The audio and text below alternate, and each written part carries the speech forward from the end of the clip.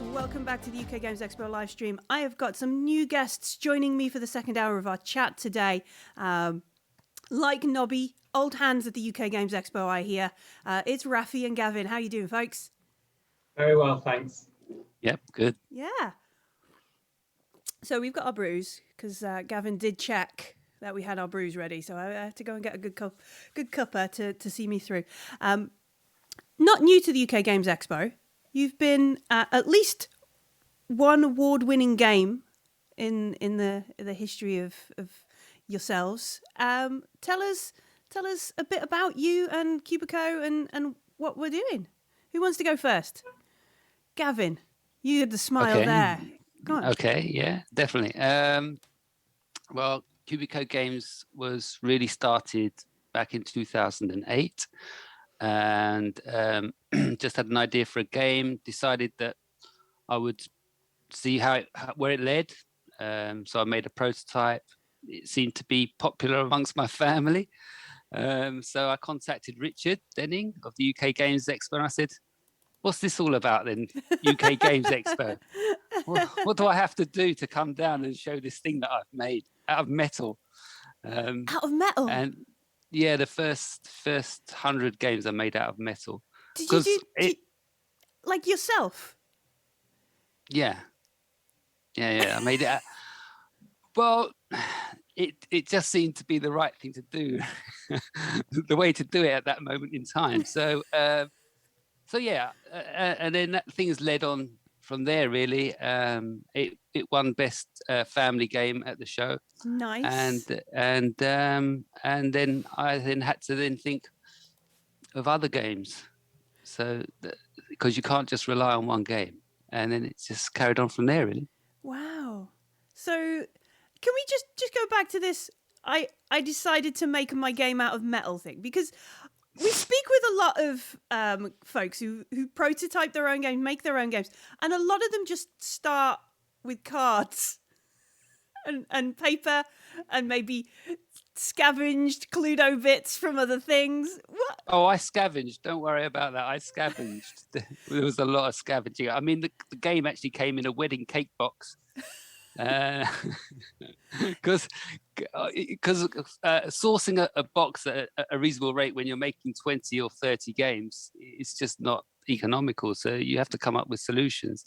So it's a bit flimsy, but the idea was there. I'm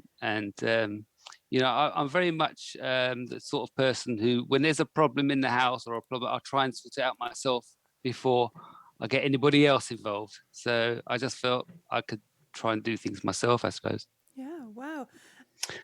Yeah. And how did you get involved, Rafi? Were you presented with a metal game and? Well, no, actually, I think I'd also started around about 2010. Started developing games and had a few ideas and prototypes, and I prototyped the game Foundation, which we'll go on to talk about a bit later. Mm-hmm. And I was like, well, what do I do? How do I get involved in the UK games industry, etc. So I popped up to UK Games Expo that year. I think it's 2011 or 2010. Mm-hmm. Met Gavin and met a whole load of other people at that point, and got really excited and thought, well, maybe I can launch this. But it was one of those things, and I'm sure a lot of other board game designers have come across this, where they just don't know where to start. They think, how am I going to produce wooden games or pieces in China, etc. And you didn't have all that stuff that you do nowadays, where you just go and sort of source it and put it online.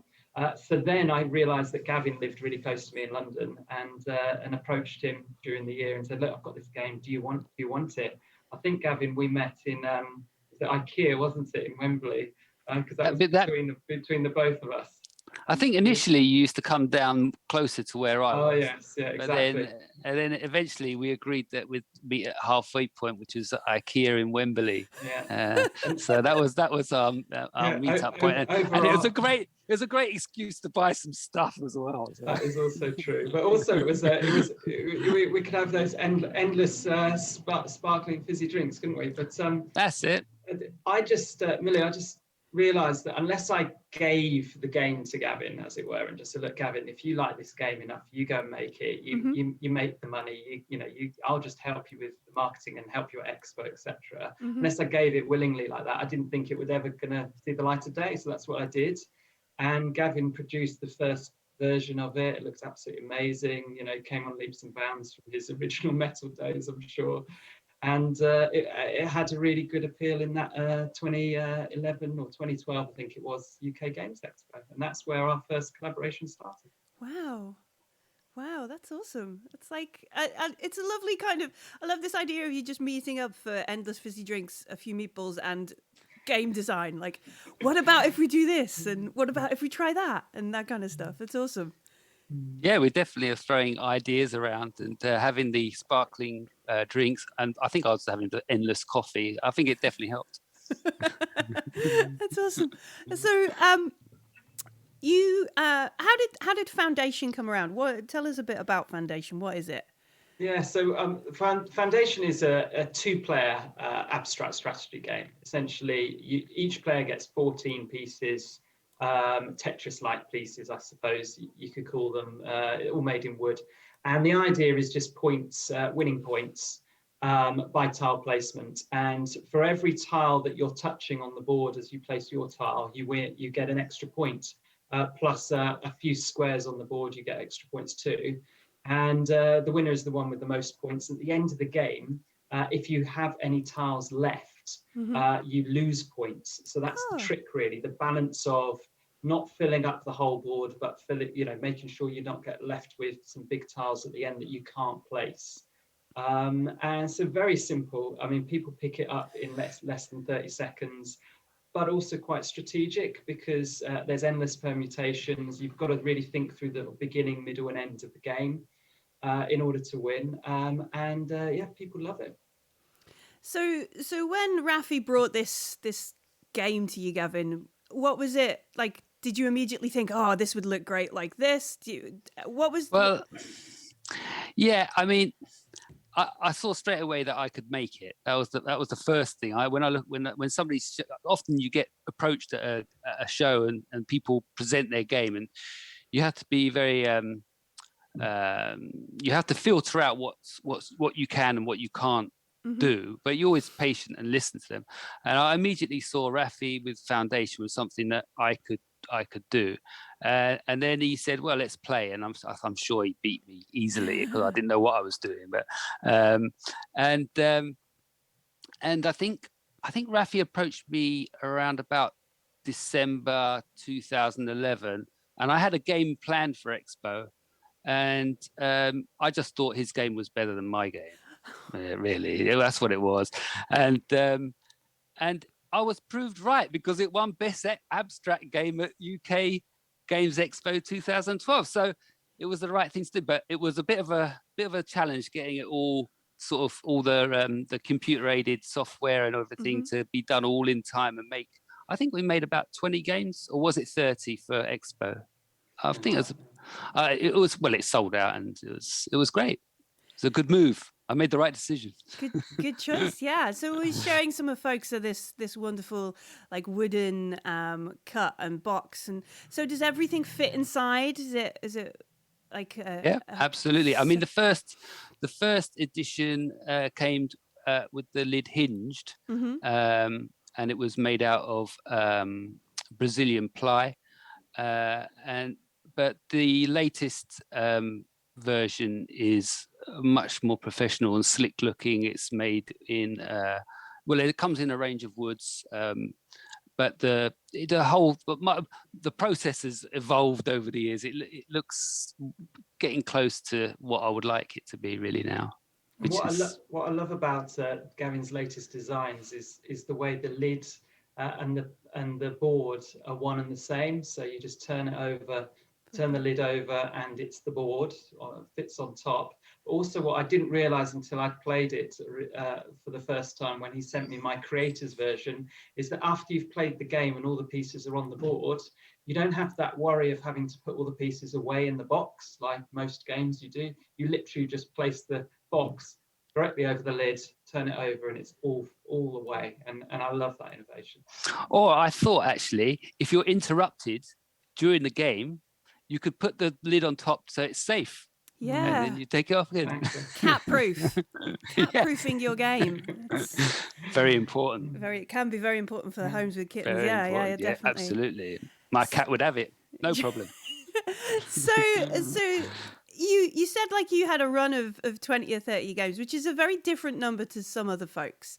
And is this because you're making them all yourself, the time and the like personally?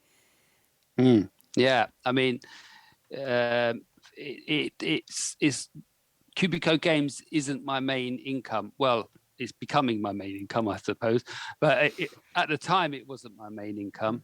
So it would be a case of work and go to regular work, and then come home and maybe you feel tired, you don't feel like making a game or whatever. So it's just the physically time restrictive element of it meant I couldn't produce a lot of games in 6 months. 20 games, that's not a lot. I'll do 20 games in about a month now, I should imagine. Wow. Yes. Growth. That's impressive. So, God. And they're all made by yourselves at your workshop. Yeah. Yeah. How many folks are involved in the making? Is it just yourself who is doing this? Yeah. Wow. Yeah, just yourself. Yeah. Just ticking through, making sure everything is up to scratch, and that must be great in terms of like your quality control and your finished products, all knowing everything is just right. The buck stops with me, basically. Yeah. Yeah, which is great. I mean, because I think after I launched Cubiko in 2009, I was advised to go to Essen that same year in October, and I thought, how do I go to Essen with no product? And they said, well, don't make it out of metal, make it out of wood. I went, okay, then how do I make this out of wood then? And I didn't have any woodworking machines, so obviously you first turn to going to China. So in the space of 3 months, I managed to ship over about 200. I got them designed and everything from China, and they came over about a couple of days before the show, so that was a bit nail biting. And so I had some wooden games at Essen, but to be honest, the Chinese don't make nice wooden games unless, I don't know. It was very difficult to kind of quality control from Britain. You need an agent out there. Yeah. So I had to then take away the production from China and just bring it home so that I could make sure the product was going to be good. Yeah, I mean that's a difference, isn't it? When you're used to making these things yourself, and then handing it over to somebody who literally on the other side of the world, you miss all the steps where you like could jump in and say, okay, we want to do it this way. Don't do it, which will then impact on the thing. So bringing it all back, and is that your background? Do you have a craftsman background? Is that what the main job? No. I'm qualified as an electronics engineer. Right. Yeah, but that's boring. Sitting behind at a desk fixing monitors or whatever you're fixing, PA equipment, rubbish. Making games is much better. My other job, which I went into, was I'm a driving instructor. You got your person on person. You're helping people. Sitting fixing technical electronic equipment to me isn't the way I wanted to go, really. So where did the making wooden games and metal games? Where did that craft come from? I did woodwork at school. Really? Yeah, that's all I did. Woodwork at school. So I did I don't know what grade it was, maybe O-level woodwork or CSE woodwork, something like that. And I suppose I'm good with my hands. And then you learn as you go along, I suppose. And yeah, and you're always trying to make things. You're always trying to make a better product. So that's what keeps me going, to make things better, I suppose. Wow, that's amazing. So, Rafi, where did game design come into your kind of hobbies, if you will? Well, I suppose I've always been creative, and as a kid, played loads of board games. Even dabbled in Dungeons and Dragons and things like that. But it was mainly just, standard family board games and stuff. And it's just when the kids came along, and you started sort of just rediscovering all the family board games and things like, Monopoly and Jenga and Ludo and all those sort of basic games, and introducing them to more sort of in-depth games. Mm-hmm. And just playing with the kids, it just sort of triggered things, and they were creating stuff. How kids just make up their own stuff. I Yeah. started creating stuff with them, and Foundation was born. But actually, even before that, it reminds me, I did launch a game called. It was about 3 or 4 years before that. Launched a game called Murder, Uh-huh. which was a take on Mafia, which now obviously everyone knows as Werewolf. And I think I launched it exactly the same time as Werewolf, but and tried to sell it online and through bookstores and things. It didn't go very far, as you can imagine, because I just wasn't tapped into the right people. But that sort of kickstarted my sort of excitement and engagement in board games, really, in creating them. I find it really interesting to create them rather than just play them. And with Foundation, it's a two-player. You don't get many two-player games around at the minute. Well, in general, a lot of them are bigger games that maybe have a two-player variant and that kind of thing, or they put on like an AI, like a what am I trying to say here? A procedurally generated third opponent to keep it Mm. balanced. What did you have to kind of consider with just a two-player game? Was it Well, harder? I think the thing is, when you think about things like chess and abalone and backgammon, and there's a lot of strategy games out there that are just two players. And when I came up with the rules, there were so many different rules you could add in, and extra points here or extra different pieces, etc. And every time I play tested it, as a lot of the audience probably realizes, people go, well, what about adding this? What about doing that? And I kept sort of thinking about adding these things, but actually it got more and more complicated. And so we stripped it all the way back to just the sort of 3 or 4 basic rules. And that kept the game really simple. Even the little kids can learn how to play, or anyone that's not into games can learn how to play and still enjoy it. So yeah, what I needed to think about was really how to keep it absolutely balanced. So it's the right sort of size of board, right number of pieces. So you can sort of fit quite a few on, but you're always left with 1 or 2 left if you're not careful. And keep the rules really simple. And that's where it was sort of born. And yes, every so often we add in an extra rule or add on or something, but ultimately the basic game is the best. And is what we've got now is the 10th anniversary edition, isn't it? Yes, it is. So I think it was last year. Gavin came up to me. We're doing some play testing actually in a really amazing games cafe down in Richmond, London, called the Library Pot. Ooh. And we're doing some play testing. We both brought a few games along. I was hosting. A few people came along, played a game, some of my games, some of Gavin's games, and Gavin was just like, "Well, we're coming up to 10 years," and I was thinking, "What? 10 years already? That can't be the case." But you know how time flies with board game design and life in general. And so that at that point the clock was on the timer, as they say, and before you knew it, Gavin had already launched a few other games on Kickstarter and plowed through making all of those. And here we are, Kickstarter Live, Foundation already fully funded, already onto its first stretch goal. Wow, that's exciting. We'll take a look at the Kickstarter page in a few moments. We'll have a look around on that. Gavin, you've done a couple of other Kickstarters. Was this like how did you find Kickstarter? Was it a great kind of jump to making your own games, or was it a whole new world to navigate? What was it? Yeah, initially I was very reluctant, I suppose, with Kickstarter because I wasn't quite sure about my ability to fulfill people's expectations or the amount.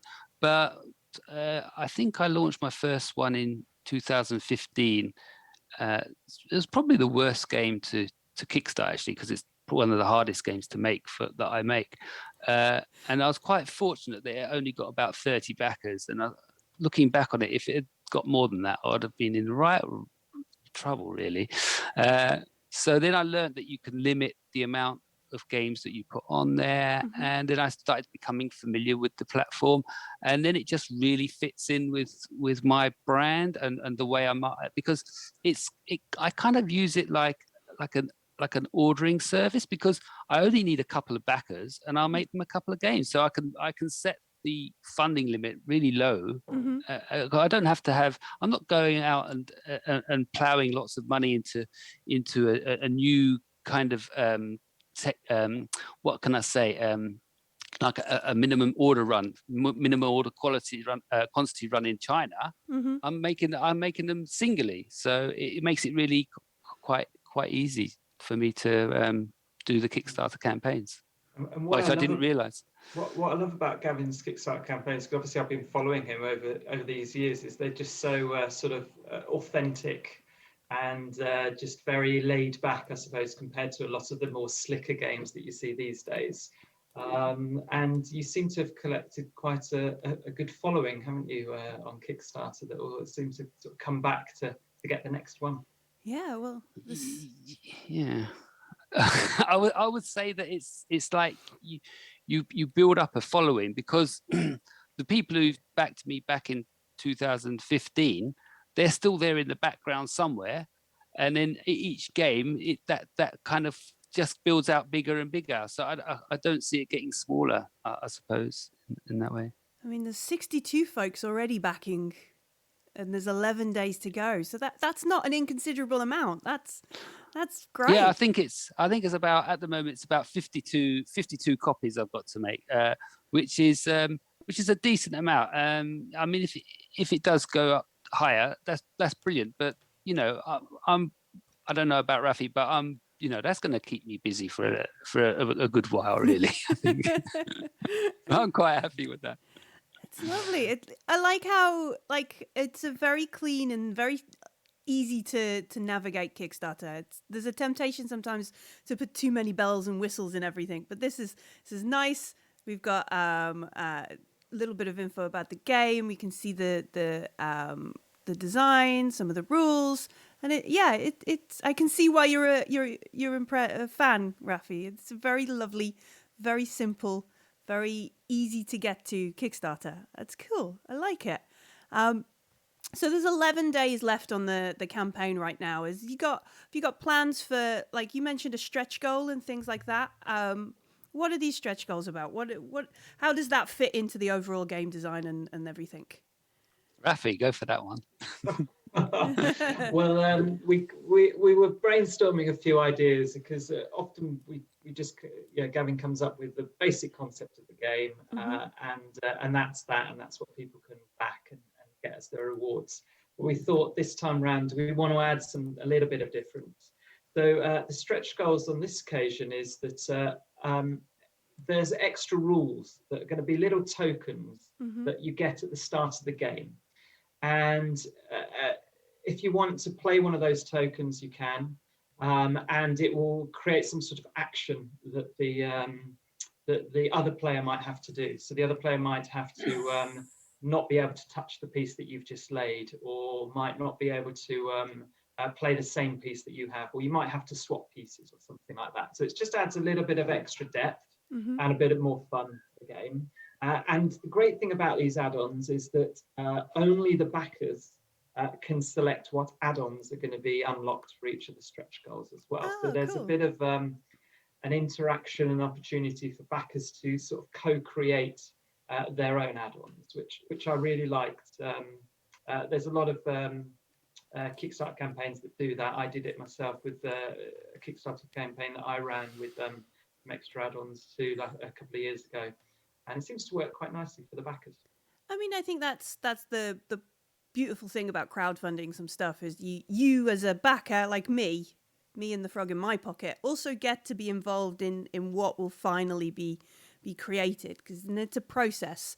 And like you said, rather than just it being like, this is done, pre-order, essentially, now we're still involved. And I think it's really nice that you're doing it as part of the 10th anniversary, because I suspect there are some folks who have been playing Foundation since they got their hands on it, at the first run, and now it's a point like, oh yeah, that would be really good because I always play against Gavin, and Gavin, we're going to use this token, so you can't do that and beat me in this. That kind of like definitely makes it more personal, more friendly. Yeah, I think adding the little I'm calling them ability tokens. I just think it gives people a feeling that this game is like special. It's like the 10th anniversary. This doesn't come with the original game, so it's just a little. It's not a lot to make. So I just thought it'd be something to do. We'll see if we can get to the next stretch goal. We'll wait and see. But the first stretch goal was reached the other day, and the backers voted for the upside down ability. So you can place your piece upside down, which is very useful on about 4 or 5 of the pieces, which sometimes you get the piece, you think, oh man, it's the wrong way round. So then you can turn it over and it will work. Wow. There we go. Oh, there's the wonderful GIF. The wonderful image of you putting the lid on the bottom of the box and then you flip it over. Oh, that looks really cool. That's awesome. That was Rafi's work. That's cool. I like it. It's very good. So when the campaign is, there's 11 days left on it, what happens at the end? Is that like a mad flurry of activity then into the workshop?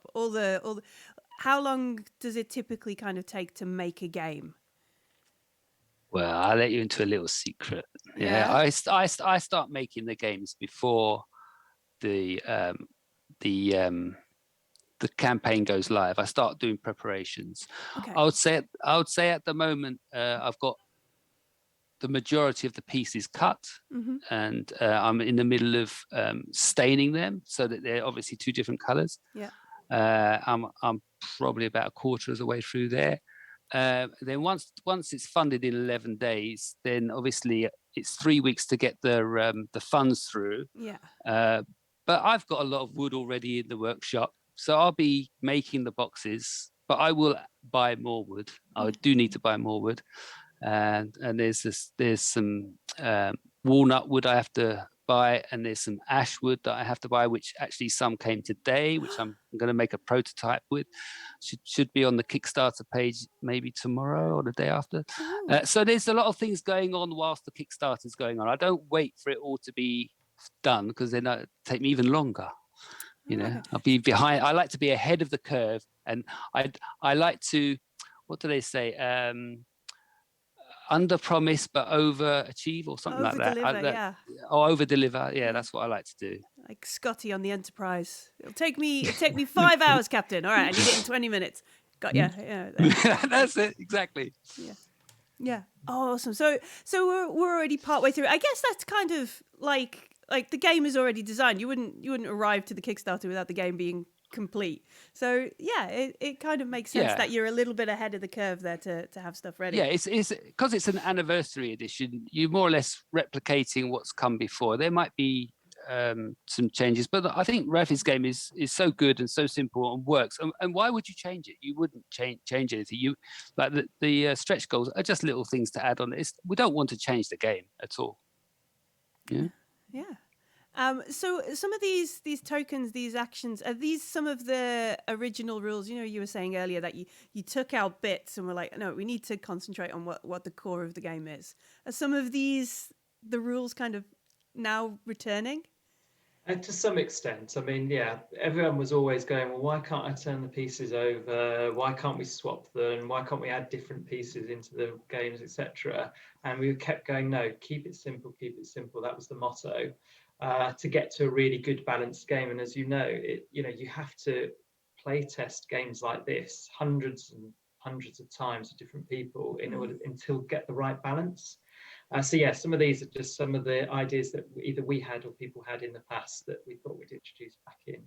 The other thing probably to mention as well, to some extent is a puzzle as well as a game, because all the 14 or 28 pieces can all fit snugly on the board with just one empty square in the middle.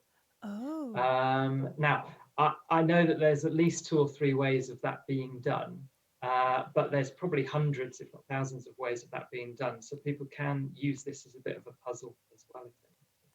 A bit of solo practice before you go into like I mean I think it was a little bit of humor on your Kickstarter page, but I saw like the World Cup being played in people's living rooms and that kind of stuff.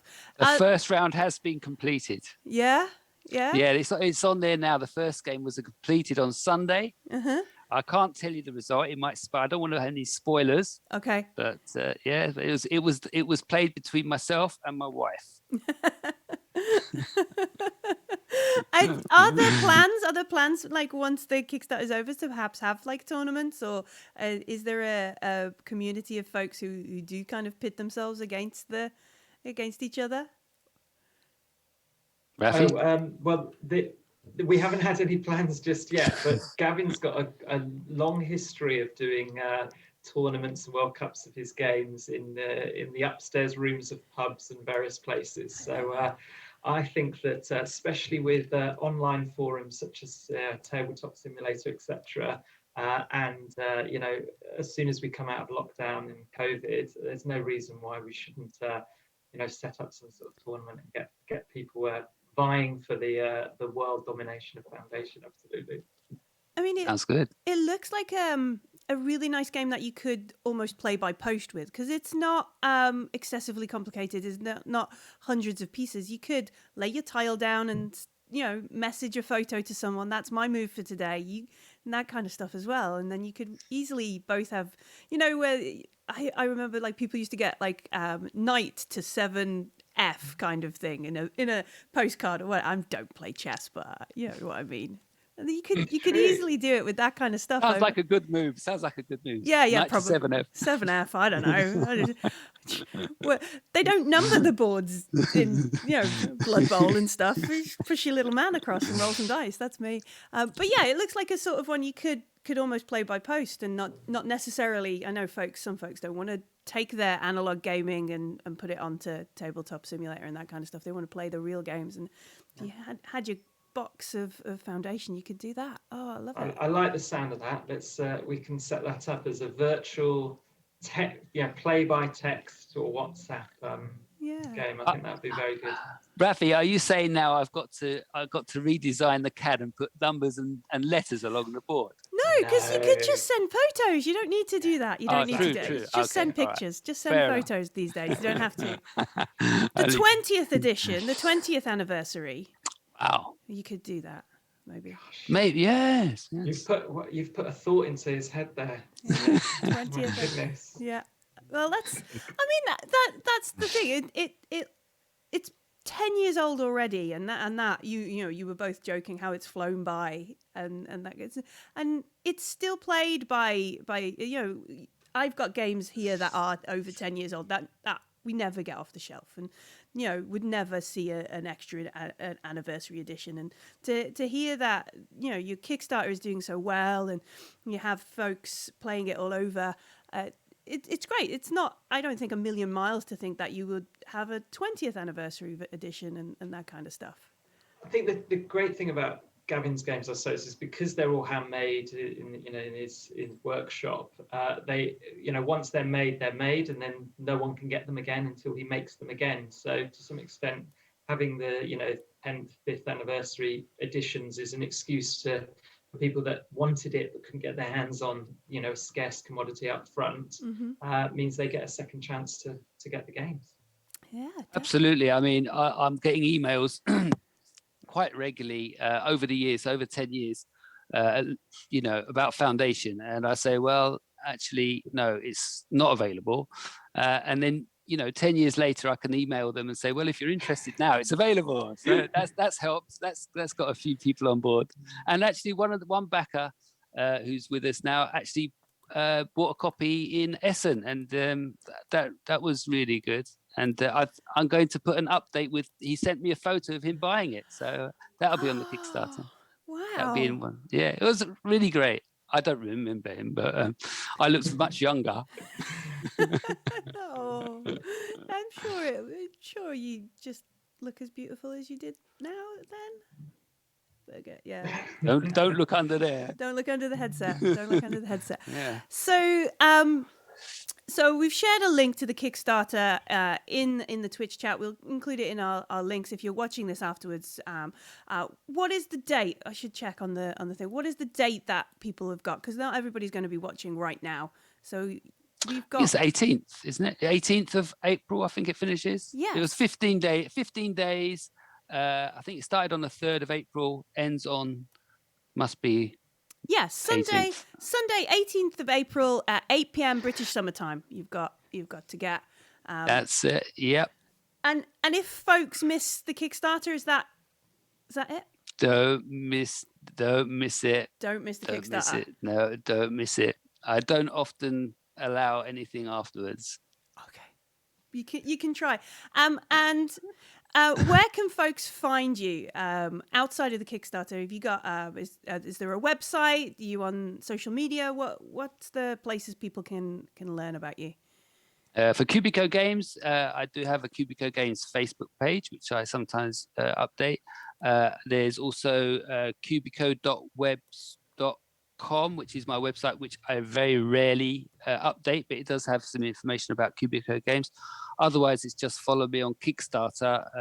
You can follow me and you get the updates when the new campaign comes out. Nice. And then for Foundation, I have a page on the raffigames.com website with Foundation as well. So there's updates there. Nice. Foundation itself. There we go, Cubiko. And then let's find the... You see, when Kate goes on her trips through Middle Earth to get extra, this is where she's just so quick with the links.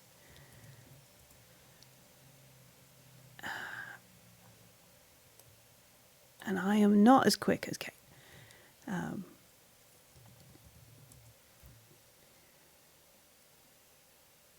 right, I think so. There we go.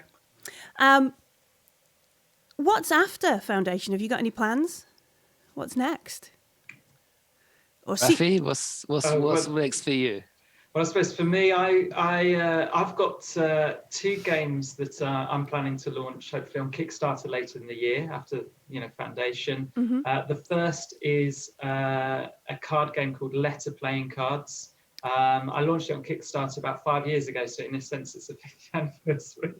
But it's essentially, if you think about a deck of cards all with letters, it's not necessarily a hugely novel experience, but when you have it all set up correctly, with the right balance of letters, you can play any game, poker, rummy, gin rummy, etc., just with letters and words instead of numbers. And I've also got a game that I'll launch later in the year called Cardudo. And that game, if you've ever heard of Dudo, which is a South American liar's dice game, I've been playtesting in 2019 and 2020 a card version of that. Very successful on playtest. People really like it. It's full of intrigue and bluffing and lying, essentially. But instead of the dice, you've got the cards. Hopefully I can get those out in the next 6 months. Exciting. How about Gavin? What have you got plans? It's always tricky. It's been especially tricky in the last year because you haven't been able to play test. And normally I'm pretty certain of what the next game is going to be. I've got a couple of contenders. I suppose the one I really want to come out is a game I'm calling AU. You may have heard of a game called QE. It's like a prequel to QE, in that you can print your money as much as you like, but this time the money is kind of not unlimited. You kind of have to mine for gold, and your currency is backed by gold. So there's a lot of trading involved, and the home testing has been very good. Oh, good. But the game does require an app calculator because you can't calculate it. You can't calculate it without an app because it's too complicated. That's cool. Yeah, no, nice little bit of a brain burner coming up. Yeah, it's real time trading. So you'll be just trading with people across the board, and so there'll be somebody be trading with that person. You'll be trading with that person. You won't exactly know what's going on in that trade, but you'll, and then you find out a little bit more information as the game goes on. Nice. Bit of hidden information. It's all exciting. So some exciting things on the way. But folks, do check out the Foundation Kickstarter, 10th anniversary. Only 11 days left to go. 18th of April. And if you miss it, no bribes of tea or chocolate biscuits will get you a 10th anniversary copy. So do hit it up right now. It's been a pleasure learning about Cubiko, about Foundation and everything here. I'm still boggled by we just made a metal prototype. It was great. It's brilliant. Absolutely brilliant. Don't ask me to make metal ones again. No. This Foundation looks beautiful. So I wouldn't want you to change a thing, I don't think. But yeah, thanks very much for joining us. Thanks for folks Been a pleasure. Who've been in here in chat and watching. There's been some Bears has said you two are some of the most lovely folks around. Oh, good old Bears. Yeah. Well done. She's preaching the love for you. But yeah, thank you very much for joining us. We'll be back in 2 weeks because next week I'm having a birthday. So birthday. Yeah, Kate's going to be back from Mordor, but I will be off for a birthday, and we'll be back just after that with some wonderful guests. See you soon. Thanks, folks. Thank you, Millie. Thank you. I'm going to press the right buttons. Bye.